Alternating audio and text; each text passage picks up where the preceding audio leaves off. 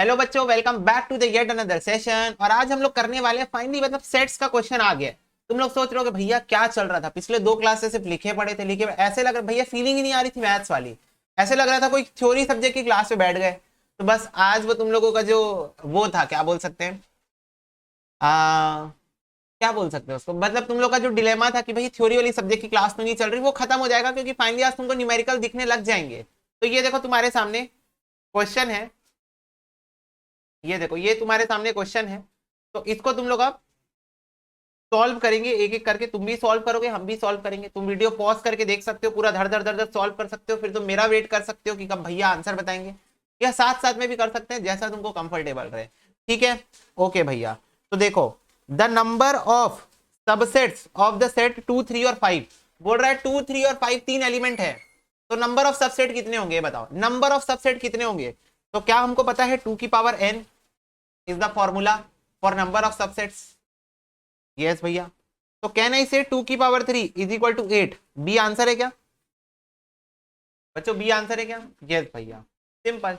दूसरा बोल रहा है the number of subset for n set containing n elements 2 की पावर n। अब देखो, पहले क्वेश्चन में फॉर्मूले को एप्लीकेशन पूछ लिया और दूसरे क्वेश्चन में फॉर्मूला ही पूछ लिया, इजी। बोल रहा है the null set is represented by, ये नो, ये नो, पाई यस। तो नल सेट को मैं किससे रिप्रेजेंट करता हूं, पाई से रिप्रेजेंट करता हूं। या एक और तरीका है, ऐसे खाला खाली छोड़ दो, खाला बोल रहा था मैं, सॉरी, खाली छोड़ दो ब्रेसेस को। ठीक है, ओके भैया। फोर्थ देखो, a इज इक्वल टू 2, 3, 5, 7 है, b इज इक्वल टू 4, 6, 8, 10 है। तो बोल रहा है a इंटरसेक्शन b को आप क्या लिख सकते हो, a इंटरसेक्शन b को। तो a इंटरसेक्शन b का मतलब होता है बच्चों की a और b में क्या कॉमन एलिमेंट है ये बता दो। तो 2, 3, 5, 7 एक भी कॉमन एलिमेंट नहीं है, तो भाई ये नल सेट है। एक भी कॉमन एलिमेंट नहीं मतलब एक ऐसा सेट बनेगा जो खाली है। A intersection B is equal to आएगा एक ऐसा सेट जो खाली है, तो this is a null set. तो ए हो जाएगा इसका आंसर।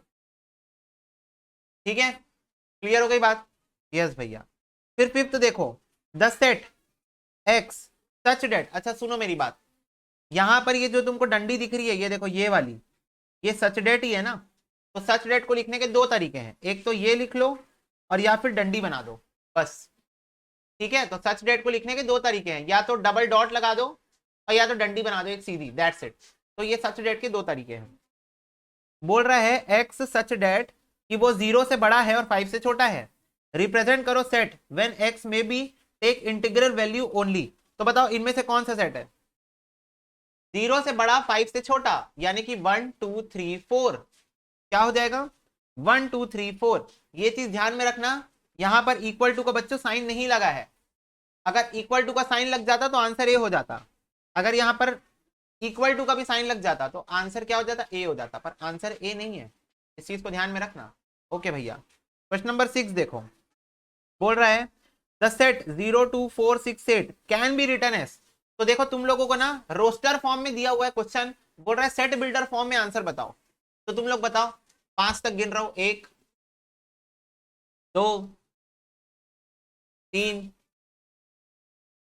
4,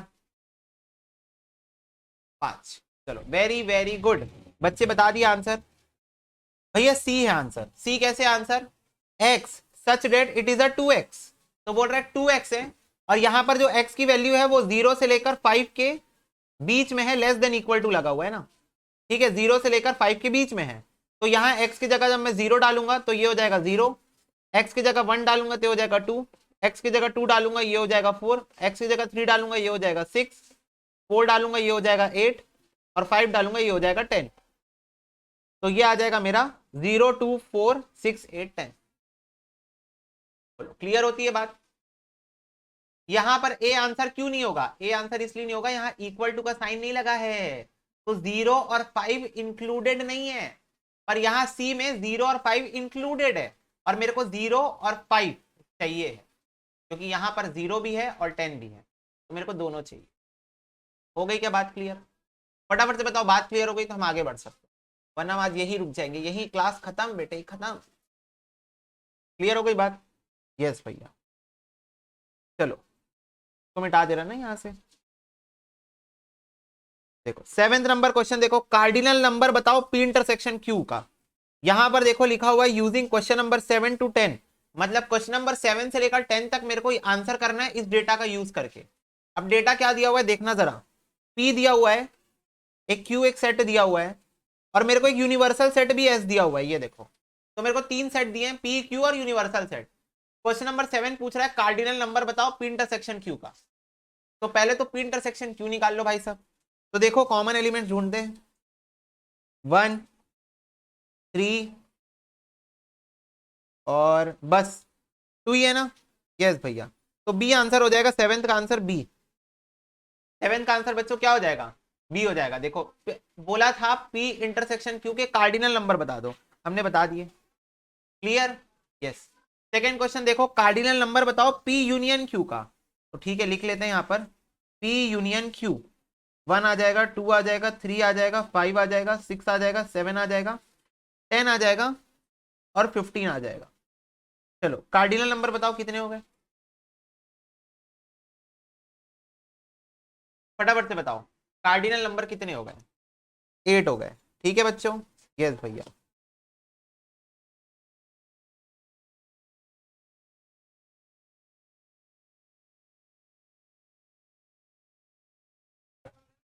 चलो बेटा देखो मैंने कॉपी कर लिया है। पहले मेरे से क्वेश्चन पूछा है पी इंटरसेक्शन क्यू बताओ, तो मैं निकाल लेता हूं यहां पर पी इंटरसेक्शन क्यू। तो क्या क्या कॉमन है, 1 और 1 कॉमन है, यस। 3 और 3 कॉमन है, यस। इसके अलावा 2 भी कॉमन नहीं है, 5 भी कॉमन नहीं है, 7 भी कॉमन नहीं है, इधर 6 10 15 कुछ भी कॉमन नहीं है। तो बेसिकली सिर्फ कितने ही एलिमेंट्स कॉमन है, 2 ही एलिमेंट कॉमन है।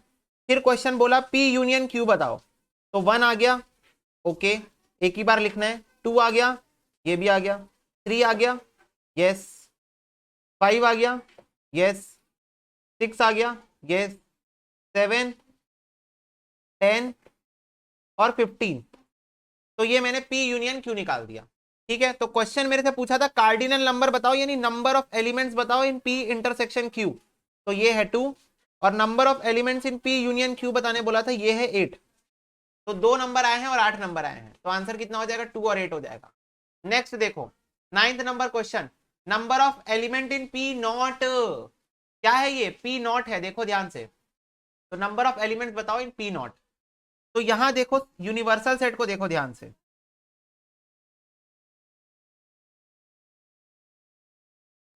देखो जी, number of elements in P not पूछा है मेरे से। तो यहां पर पी को पकड़ो, 1 2 3 4 5 है। और यूनिवर्सल सेट का है, ये रहा यूनिवर्सल सेट, ये देखो 1 से लेकर 15 तक है। यहां पर से वो एलिमेंट उड़ा दो जो पी में है। 1 चला गया, 2 चला गया, 3 चला गया, 5 चला गया, 7 चला गया। कितने एलिमेंट्स बच गए ये बता दो। देखो यहां पर हम लोग काउंट करते हैं ना, 1 2 3 4 5 6 7 8 9 10। तो भाई साहब 10 बच गए। पी नॉट बोला था, मतलब यूनिवर्सल सेट में पी को छोड़ के और कितने एलिमेंट है, तो 10 एलिमेंट और है यूनिवर्सल सेट में। तो यहां पर आंसर क्या हो जाएगा, ए। 10th का आंसर देखो बच्चों, 10th में बोल रहे हैं number of elements in Q not. अब ये तुम लोग बताओगे, देखो यहाँ क्वेश्चन को, और number of elements in Q not बताओ। लो, वैसे तो इजी है, number of elements in Q not.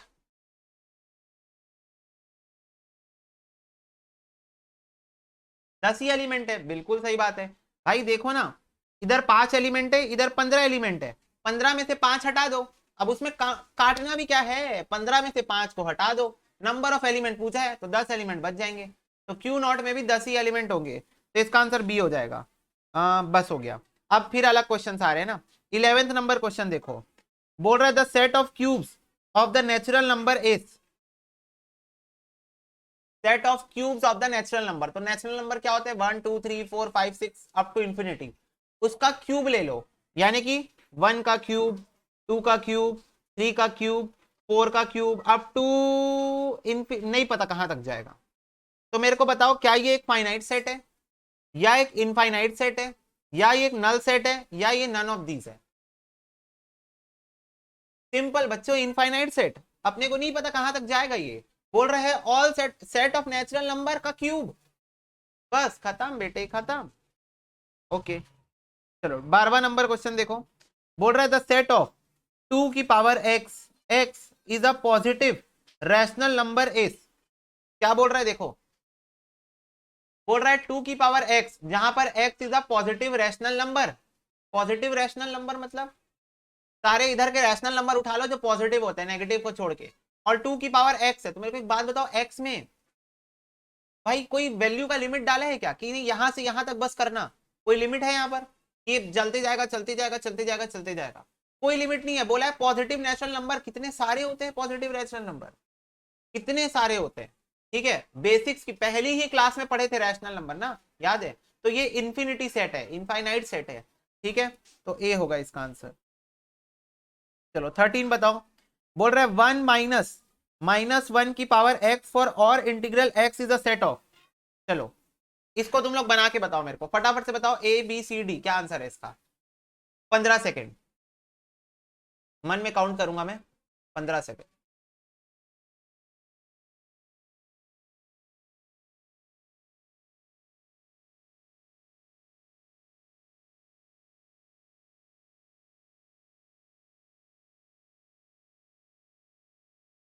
Very very good, बच्चे बता दिए भैया सी आंसर है। कैसे, 1 माइनस एक्स, बेसिकली ये क्वेश्चन है।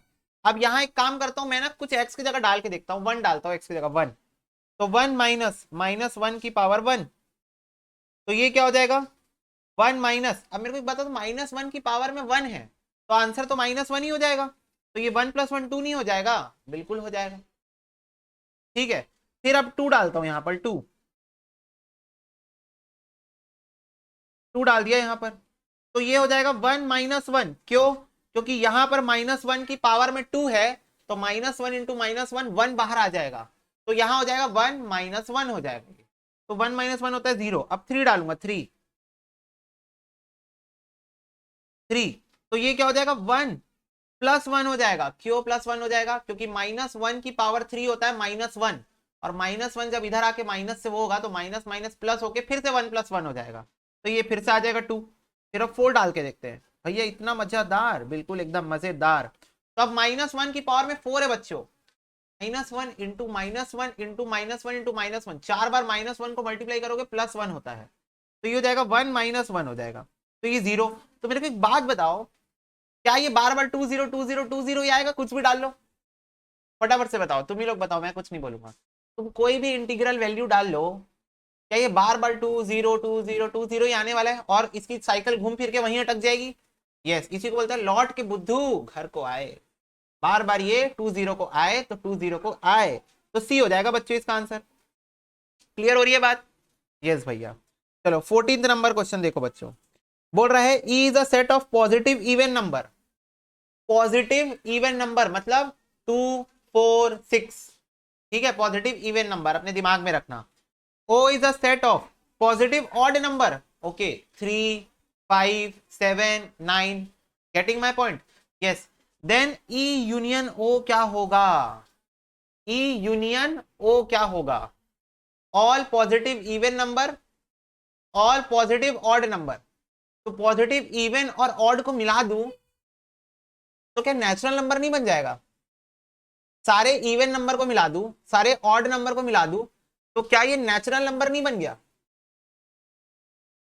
फटाफट से बताओ।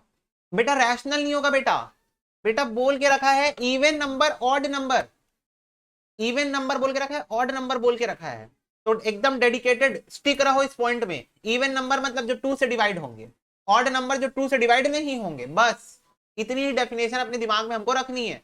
तो बात ये उठती है, सारे इवन नंबर भी आ गए, ऑड नंबर भी रेस में आ गए, और पॉजिटिव वाले आए मतलब राइट हैंड साइड वाले आए। अब यहाँ जीरो नहीं है, जीरो नहीं है तो होल नंबर नहीं है ये, तो ये क्या है, नेचुरल नंबर है। क्लियर हो गई बात, क्लियर हो गई बात। होल नंबर नहीं होगा क्योंकि यहाँ जीरो नहीं है, रैशनल नंबर नहीं होगा क्योंकि यहाँ पॉइंट वाले नंबर कंसिडर नहीं किया गया, ठीक है। यस, चलो 15 नंबर क्वेश्चन देखो, बोल रहा है R is the set of positive rational number, E is the set of real number, then इनमें से कौन सा सत्य वचन है बताओ, इनमें से कौन सा सत्य वचन है बताओ। क्या आर सबसेट है ई का, या आर प्रॉपर सबसेट है ई का, या ई सबसेट है आर का प्रॉपर सबसेट, या नन ऑफ दीज है। Very very good. R subset है ई का, वो भी प्रॉपर सबसेट है। क्यों?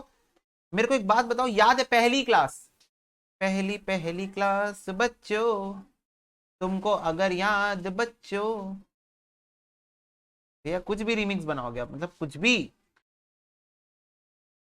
ये देखो, याद है?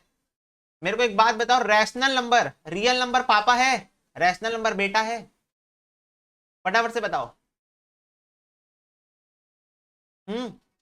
रियल नंबर पापा, रैशनल नंबर बेटा। अब देखो यहां पर 15 number question. R is the set of positive rational number और E is real number, real number rational number, real number rational number. तो if you remember, R is the proper subset of E होगा। क्यों? क्योंकि real number इतना सारा होता है, rational number इतना होता है। ये देखो, याद आया? रियल नंबर इतना सारा होता है, रैशनल नंबर उससे छोटू है, इक्वल नहीं है। क्लियर हो गई बात? इक्वल नहीं है। बोलो, बात क्लियर होती तो बोलो हाँ। क्या आप क्लियर है आपको? ए नहीं होगा ना बेटा आंसर, बी होगा ना? यस। चलो बच्चों आगे बढ़ो। तुम लोग सोच रहे होगे 15 क्वेश्चन खत्म हो गए भैया, बताओ 15 मिनट में 15 क्वेश्चन, दिस स्पीड है ना? जनरली क्योंकि मैं कराता हूं तो एक क्वेश्चन में 5 मिनट ले ही लेता हूं। If n is the set of natural number and i is the set of positive integer, then चलो बताओ, जिंदगी तुमको मौका दे रही है।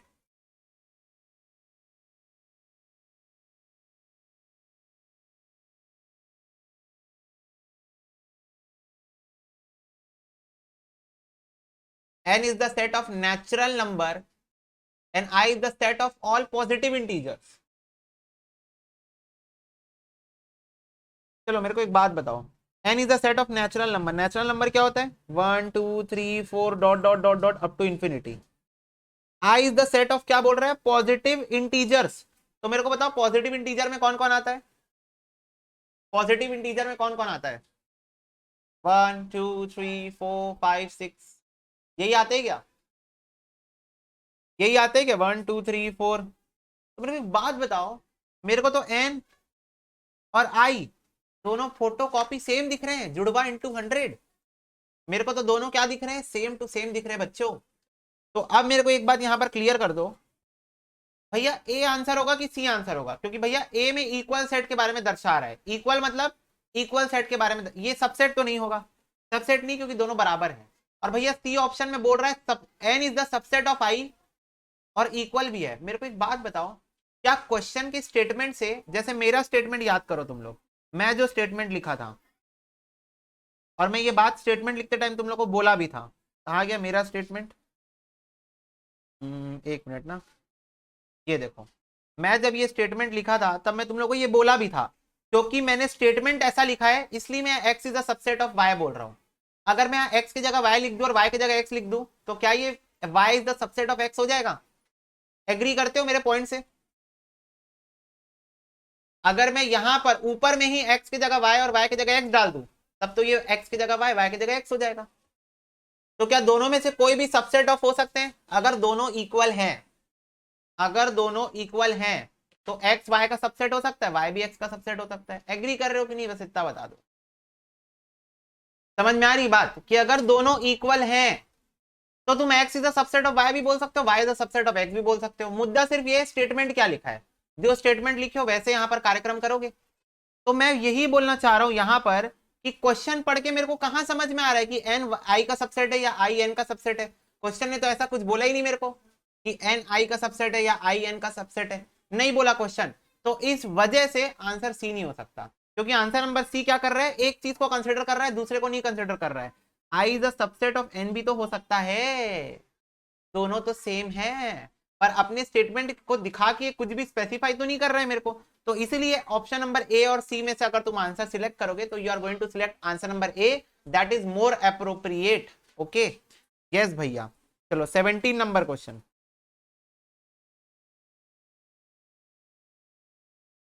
17 number question, 17 number question again तुम लोग बताओगे।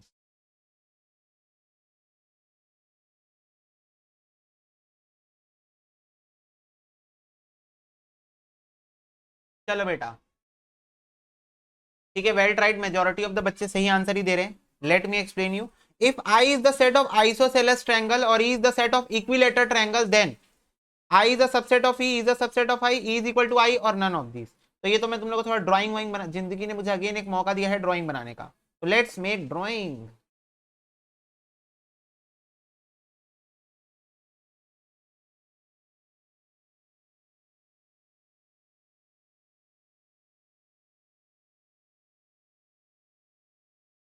ये क्या हो रहा है आज मेरे साथ? मेरी ड्राइंग के हुनर को नजर लग गई आज। ठीक है, चलो। तो ये इक्वल है, फिर ये तो अलग है, और फिर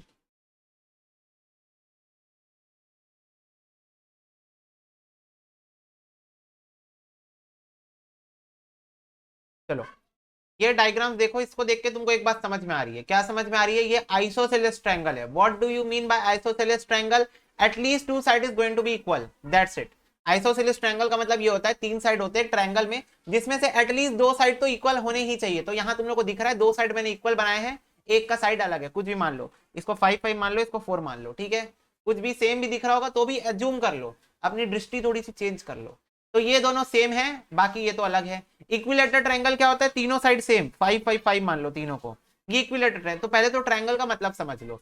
फिर क्वेश्चन क्या बोल रहा है? I is the set of isosceles triangle. तो एक आई सेट है और वो सेट है आइसोसेलेस ट्रायंगल का, ठीक है। और E is the set of equilateral triangle, E set है वो इक्विलेटर ट्रायंगल का सेट है, ठीक है। देन बोल रहा है क्या आई सबसेट होगा ई का, या ई सबसेट होगा आई का, या ई और आई दोनों इक्वल होंगे, नन ऑफ दीज होगा। तो एक चीज तो तुमको क्लियर हो गई होगी, ई और आई इक्वल तो नहीं है। ई और आई इक्वल तो नहीं है। मुद्दा यहां पर उठ रहा है कि क्या आइसोसेलेस इक्विलेटर का सबसेट बनेगा या इक्विलेटर आइसोसेलेस का सबसेट बनेगा। तो इसके लिए तुमको डेफिनेशन को एक बार मेरे मुंह से ध्यान से सुननी पड़ेगी। What do you mean by isosceles triangle? Isosceles triangle are those triangle upon whom the on at least two sides of that triangle is going to be equal. So what do you mean by at least? अब इस word का महत्व तुम लोग को बहुत अच्छे से परम्यूटेशन कॉम्बिनेशन चैप्टर में पता चल चुका है। एटलीस्ट का मतलब होता है दो या उससे ज्यादा भी हो सकते हैं। तो मेरे को एक बात बताओ, क्या यहाँ पर दो साइड इक्वल हो सकते हैं? बिल्कुल हो सकते हैं। क्या यहाँ पर तीनों साइड भी इक्वल हो सकते हैं? बस इतना मेरे को आंसर देना। दो साइड तो इक्वल होंगे ही होंगे, वो तो होने ही होने हैं, एटलीस्ट बोल के रखा है क्वेश्चन। पर क्या तीनों साइड भी इक्वल हो सकते हैं? बिल्कुल हो सकते हैं। तो मेरे को एक बात बताओ, जो ट्रायंगल के तीनों साइड इक्वल होते हैं, क्या वो सारे ट्रायंगल इस ट्रायंगल के पोर्शन के पार्ट बन जाएंगे ऑटोमेटिक? फटाफट से बताओ। आइसोसेलेस फैमिली के अंदर, आइसोसेलेस फैमिली के अंदर हर वो ट्रायंगल आते हैं जिसके दो साइड्स इक्वल हैं, जिसके तीन साइड भी इक्वल हैं। क्योंकि क्वेश्चन क्या बोल, डेफिनेशन क्या बोला है? At least two sides. मतलब हर वो ट्रायंगल आइसोसेलेस का पार्ट है जिसके दो साइड इक्वल है और तीन साइड भी इक्वल हैं, ठीक है। तो मेरे को बताओ, और ये और इक्विलेटर ट्रायंगल की फैमिली में वही ट्रायंगल आते हैं जिसके तीनों साइड इक्वल है। तो मेरे को एक बात बताओ, क्या ऑटोमेटिक इक्विलेटर ट्रायंगल आइसोसेलेस की बड़ी फैमिली का एक पार्ट है? फटाफट से बताओ। हाँ, तो इसीलिए मेरा आंसर होगा equilateral triangle is a subset of isosceles triangle, क्योंकि आइसोसेलेस की बड़ी फैमिली है और उसी फैमिली का एक छोटा पार्ट भी क्या है? इक्विलेटर ट्रायंगल है। तो आंसर क्या हो जाएगा? बी हो जाएगा। क्लियर हो गई क्या बात? यस बच्चों? हाँ भैया। नेक्स्ट देखो, R is the set of isosceles right angle triangle. मतलब आइसोसेलेस राइट एंगल ट्रायंगल है आर, ठीक है। And I is the set of isosceles triangle, then चलो अगेन मैं तुम लोग को थोड़ा सा टाइम देता हूं, सोचो ए होगा कि बी होगा कि सी होगा। सोचो। R is the set of isosceles right angle triangle and I is the set of isosceles triangle.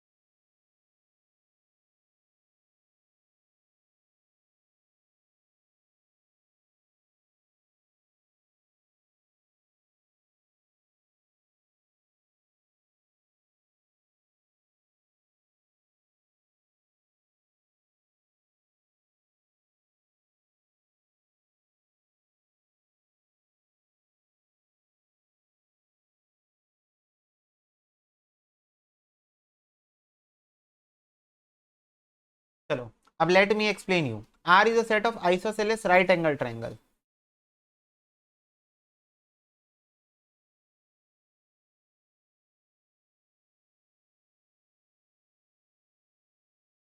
And I is the set of all isosceles triangle.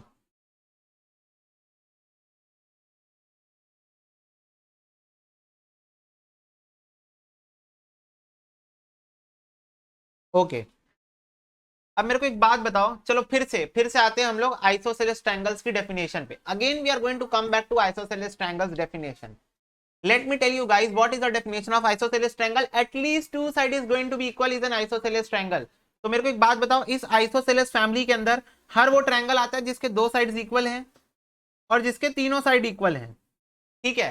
अब R क्या है, सुनना ध्यान से। R is the set of all isosceles triangle which is isosceles plus right angle at the same time.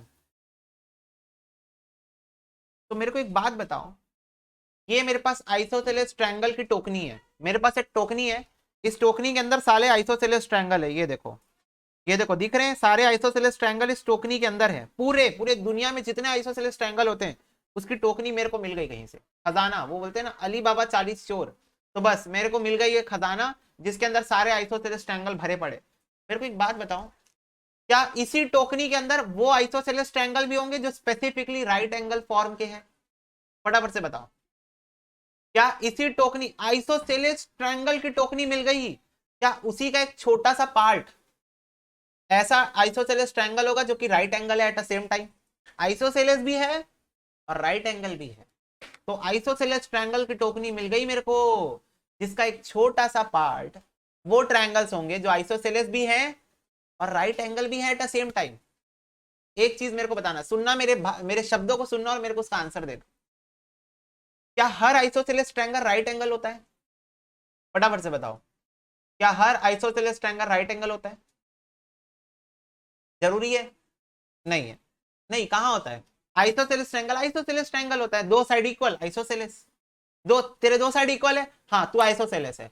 तेरे दो side equal है, नहीं भैया मेरे तो नहीं है, तू नहीं है, जा तू घर जा। तेरे दो साइड इक्वल है, हाँ मेरे दो साइड, तू आइसोसेलेस है, आ जा। तो हर वो ट्रायंगल जिसके दो साइड इक्वल है वो आइसोसेलेस है।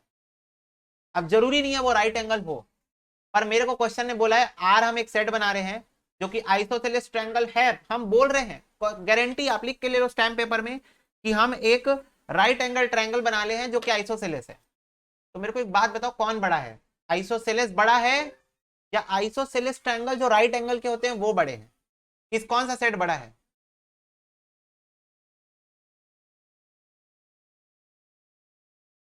आइसोसेलेस ट्रायंगल बड़ा है, यस। आइसोसेलेस ट्रायंगल का पूरा झुंड है और झुंड के अंदर के एक छोटा सा पोर्शन ऐसा पोर्शन है जो कि आइसोसेलेस भी है और राइट एंगल भी है at the same time.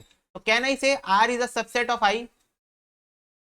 Can I say R is a subset of I? देखो इसको गहराई से सोचना पड़ेगा तुम लोगों को, पहली बार सॉल्व करोगे तो ऑफकोर्स तुम लोगों को थोड़ा गहराई पे जाना पड़ेगा, सोचना पड़ेगा कि देखो आर जो है सेट था आइसोसेलेस ट्रायंगल और right angle at the same time, ठीक है।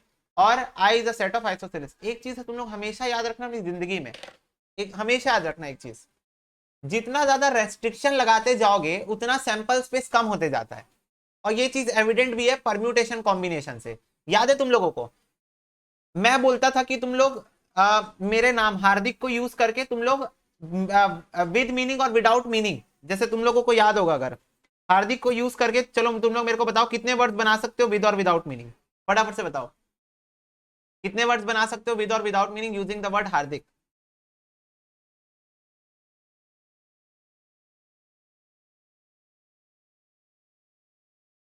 बोलो, इतना time? 6 into 5 into 4 into 3 into 2। लो मैं आंसर बताया तब तुम लोग आंसर बता रहे हो। 720 ways, that is 6 factorial. 6 factorial, ठीक है। अब मेरे को एक बात बताओ, मैं इस पे रेस्ट्रिक्शन लगा रहा हूँ, क्या रेस्ट्रिक्शन लगा रहा हूँ कि h is going to be in first place और k is going to be in last place. मैं रेस्ट्रिक्शन लगा दिया, क्या रेस्ट्रिक्शन लगा दिया कि h पहले प्लेस में रहेगा और k आखिरी प्लेस में रहेगा। तो अब कितने वर्ड्स बना सकते हो? 4 फैक्टोरियल, 24 वेज, 4 फैक्टोरियल, राइट। तो मेरे को एक बात बताओ, ये चीज एविडेंट है क्या कि जितने ज्यादा रेस्ट्रिक्शन अपन लगाते हैं उतना ज्यादा सैंपल साइज छोटा होते जाता है? क्या ये एविडेंट है पहले से परम्यूटेशन कॉम्बिनेशन चैप्टर से? जितनी रेस्ट्रिक्शन लगती सैंपल साइज उतना छोटा होते जाता है। तो वैसे यहां पर भी है कि जब मैं बोला आइसोसेलेस ट्रायंगल, मेरे पास सारे आइसोसेलेस ट्रायंगल की एक टोकनी आ गई, बड़ी सैंपल साइज आ गया, सैंपल साइज। फिर मैंने रेस्ट्रिक्शन लगा दिया, सिर्फ वही आइसोसेलेस ट्रायंगल निकाल के दो, जो कि राइट एंगल है, 90 डिग्री है, सिर्फ वही निकाल के दो। तो मेरे को एक बात बताओ, ये छोटा होगा कि वो छोटा होगा? इससे भी लॉजिक लगा लो। सिर्फ आइसोसेलेस बोलूंगा तो छोटा होगा, या बोलूंगा आइसोसेलेस ट्रायंगल निकाल के दो जो राइट एंगल होने चाहिए। दो रेस्ट्रिक्शन है, आइसोसेलेस भी होने चाहिए, राइट एंगल भी होने चाहिए। तो ये छोटा होगा कि वो छोटा होगा?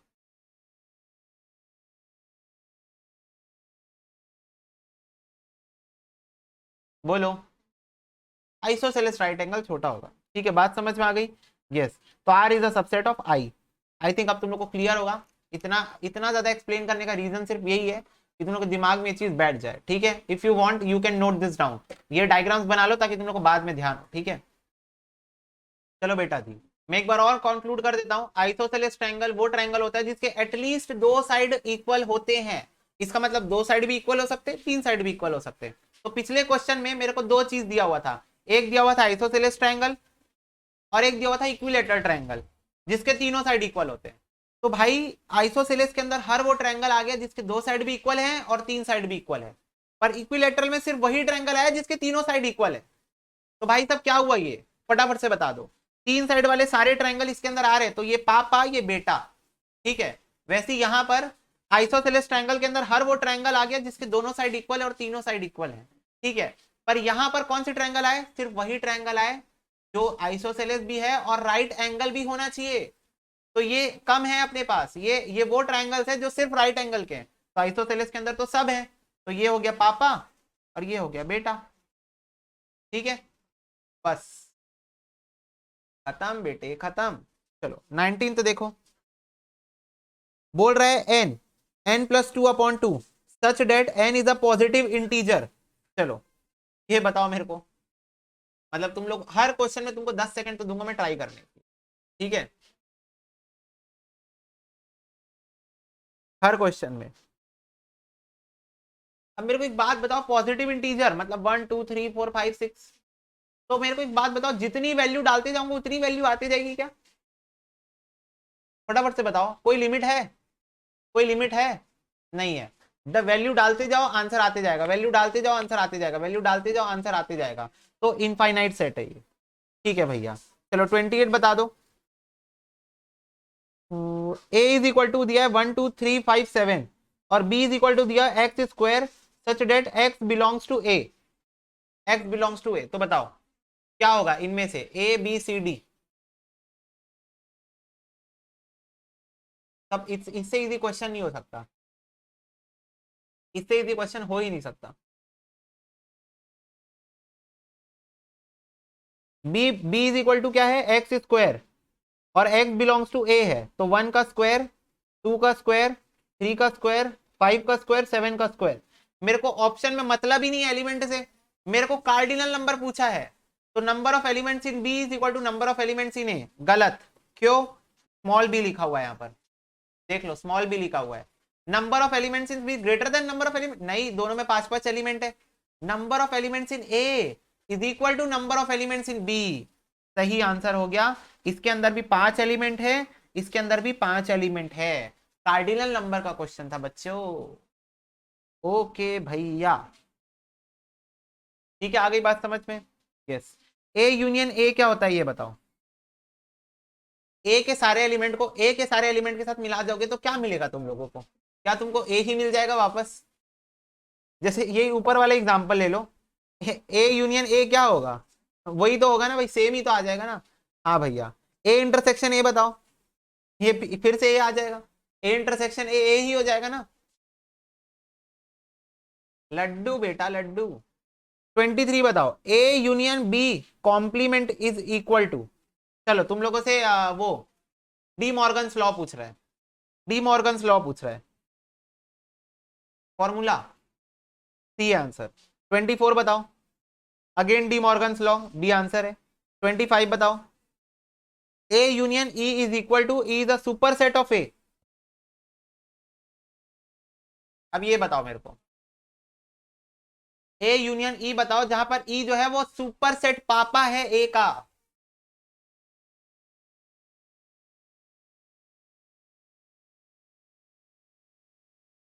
Very very good, B answer है, बी आंसर है। ई सुपर सेट है और ए सबसेट है, तो ए और ई को मिलाओगे तो ई ही आ जाएगा ना, यूनियन बोला है, ए और ई को मिलाओगे तो क्या आ जाएगा वही। चलो ए इंटरसेक्शन ई बताओ, ये आ जाएगा। इसको अगर हम लोग को समझना है 25 नंबर क्वेश्चन है तो हम लोग एक एग्जांपल बना लेते हैं, अपना स्टैटिक एग्जांपल बना लेते हैं। 1 2 3 4 5, 1 2 और 3। तो मेरे से पहले पूछा है ए यूनियन ई बताओ, तो ये क्या आ जाएगा 1 2 3 4 5 आ जाएगा। और ए इंटरसेक्शन ई पूछा है तो ये क्या आ जाएगा 1 2 और 3 आ जाएगा। तो मेरे को बताओ क्या ए यूनियन ई ही आ गया क्या, ए यूनियन ई निकाला तो ई आ गया वापस, और ए इंटरसेक्शन ई निकाला तो ए आ गया वापस, वापस से ए ही आ गया। तो वही बोल रहे हैं यहाँ पर क्वेश्चन फॉर्मेट में। चलो 27 बताओ, ई यूनियन ई बताओ जहां पर equal to E is a super set of A. Again E में ई को ही मिलाओगे तो क्या आएगा, ई आ जाएगा वापस। A intersection E not is equal to, E not दिया है ना, ए इंटरसेक्शन ई नॉट क्या होगा,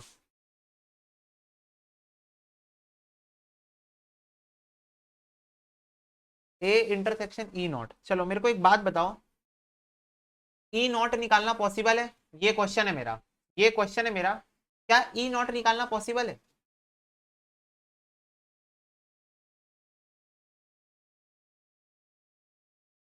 पहले बच्चों मेरे को यही बताओ, क्या यहाँ ई नॉट निकालना पॉसिबल है। नहीं पॉसिबल है, क्यों, क्योंकि ई तो खुद ही यूनिवर्सल सेट है, यूनिवर्सल का नॉट कैसे निकालू मैं, ऐसा तो कुछ सीखा ही नहीं मैं। होता है कि नहीं होता है, नहीं भाई कैसे हो सकता है, ई जो है वो यूनिवर्सल सेट है, सैंपल स्पेस है, इससे ऊपर कोई है ही नहीं, महात्मा है भाई ये, इससे ऊपर कोई है ही नहीं। तो जब इससे ऊपर कोई है ही नहीं तो इसका नॉट कैसे निकालू मैं, ई नॉट तो निकल ही नहीं सकता। तो ए इंटरसेक्शन ई नॉट क्या आएगा, नल, नल सेट आ जाएगा, बी आ जाएगा इसका आंसर। चलो 29 बताओ, A intersection null is equal to, हा हा हा, किसी भी चीज को जीरो के साथ मल्टीप्लाई करोगे तो क्या आ जाता है, if you are going to multiply anything with zero what you are going to get, zero. A union A not बताओ, E is a super set of ए।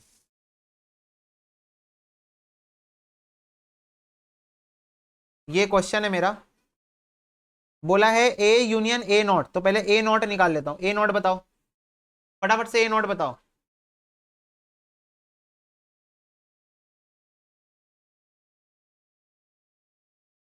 बच्चों ए नॉट होगा भैया 4 और 5,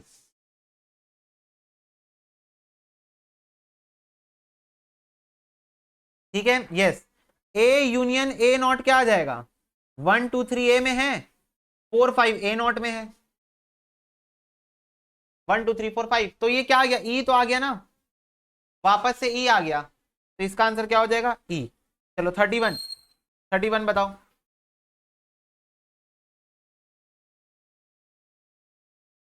if E is equal to ये दिया हुआ है तो सबसेट ऑफ ई बताओ।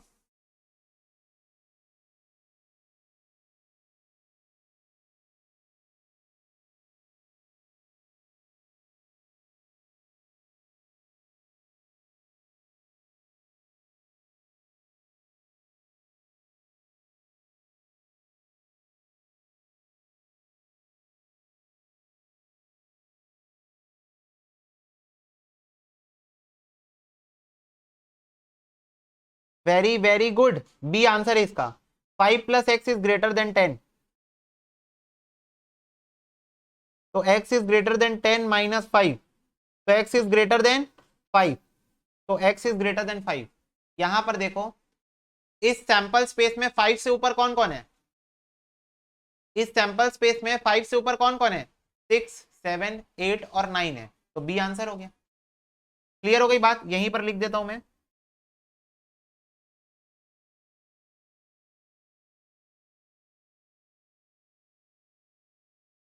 क्लियर एवरीवन, यस भैया यस।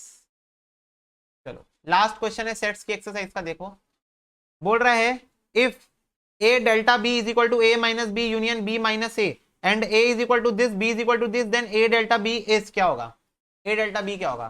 तो ए माइनस बी करो, बी माइनस ए करो और उसका यूनियन निकालो, पहले a माइनस बी निकालो, फिर b माइनस ए निकालो, फिर उसका यूनियन निकालो।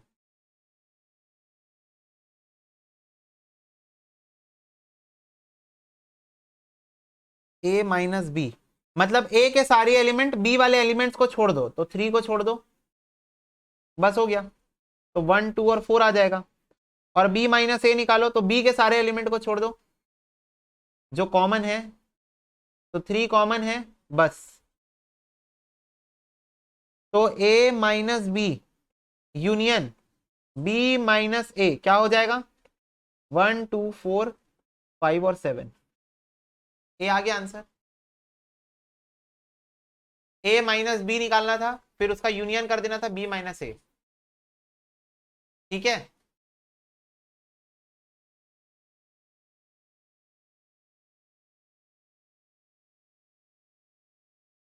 ओके बच्चों, यस भैया, चलो।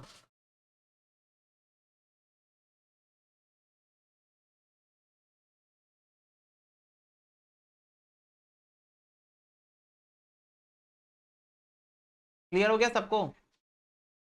ओके चलो, इसको नोट डाउन करना है, बच्चे बोल रहे हैं। ठीक है भाई, लो करो नोट डाउन। चलो बेटा जी, अब बच्चे बोल रहे हैं भैया 28 29 30 एक बार और बता दो। तो देखो 28 बोल रहा है ए इंटरसेक्शन ई नॉट, जहां पर ई जो है वो सुपर सेट है ए का।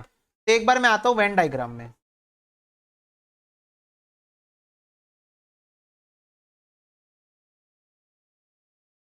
तो ये देखो, ये ई है, ये ए है। ठीक है, ऐसा क्वेश्चन नहीं बोला है ना कि ई जो है वो सुपर सेट है ए का। अब क्वेश्चन क्या बोल रहा है, सुनना ध्यान से। ए इंटरसेक्शन ई नॉट पूछा है मेरे से, तो इसका मतलब मेरे को ए को पूरा लेना पड़ेगा। ओके, तो ए को मैं हाईलाइट कर देता हूं यहां पर। तो मैंने ए को पूरा ले लिया। इंटरसेक्शन कराना है ई नॉट के साथ, तो ई नॉट मतलब ई को छोड़ के सब कुछ। तो ई को छोड़ के मतलब ई के बाहर जाना पड़ेगा।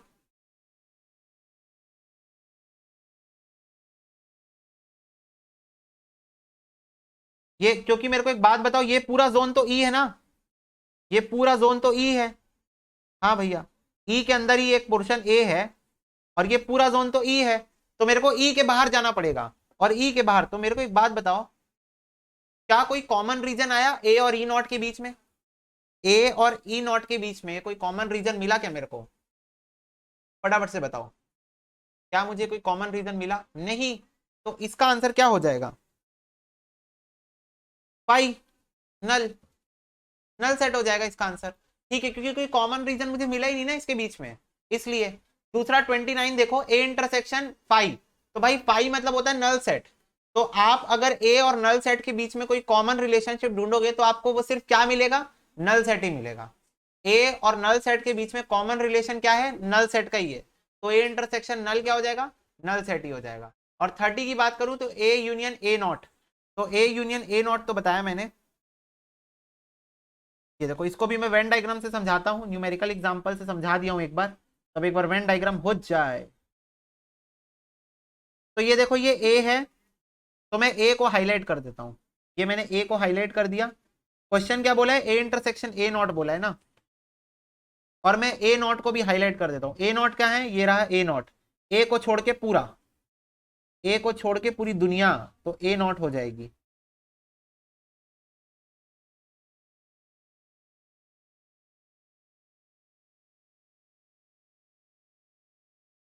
ये देखो, ठीक है। तो अब मेरे को एक बात बताओ, क्वेश्चन बोला है ए इंटरसेक्शन बोला है, यूनियन बोला है? क्या बोला है? 30 में यूनियन बोला है। सॉरी, सॉरी बच्चों। ए यूनियन ए नॉट, मेरे को फटाफट से बताओ, ए यूनियन ए नॉट मतलब ए और ए नॉट को मिला दो। तो फटाफट से बताओ, ए और ए नॉट को मिलाने से मेरे को कितना कॉमन रीजन मिल गया? क्या ये पूरा ही कॉमन रीजन आ गया? ए और ए नॉट को मिलाने से पूरा आ गया कि नहीं आ गया? हाँ, और ये पूरा क्या है? ये पूरा ई है। ये पूरा क्या है? ई है। तो आंसर क्या हो गया इसका? ई हो गया इसका आंसर। बोलो, अब क्लियर हो गई बात वेन डायग्राम से? वेन डायग्राम से क्लियर हो गई आपको बात पूरा? 28 29 30 बच्चों।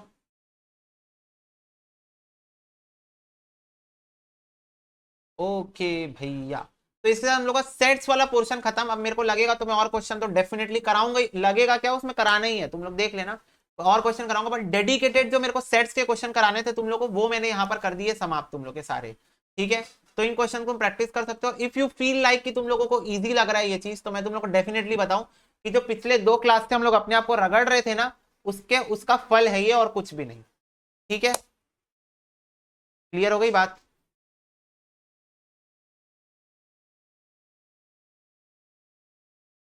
ओके, तो चलो आज की क्लास में हम लोग यहीं पर समाप्त करते हैं। ठीक है, God bless you, take care and bye bye.